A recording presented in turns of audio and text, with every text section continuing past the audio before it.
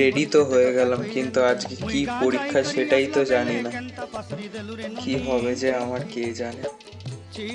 বেরিয়ে পড়লাম, কিন্তু এখনো বুঝতে পারছি না যে কি পরীক্ষা কি লিখবো আমি।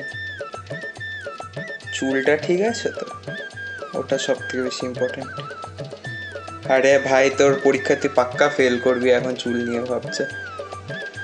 আচ্ছা, খাতায় ঠাকুরের নাম লিখে দিলে নাম্বার দেবে না? কলেজে পৌঁছে তো গেলাম, এখনো বুঝতে পারছি না। সবাই পড়ছে আমাকে বাদ দিয়ে, আমি কি ফেল করব তাহলে?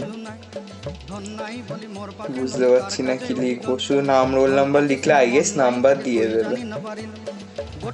যা পরীক্ষা দিলাম আমি, রেজাল্টের সময় মা পাক্কা বাড়ি থেকে বের করে দেবে, আমি শিওর। এবারে গেলাম আমি, ফেল।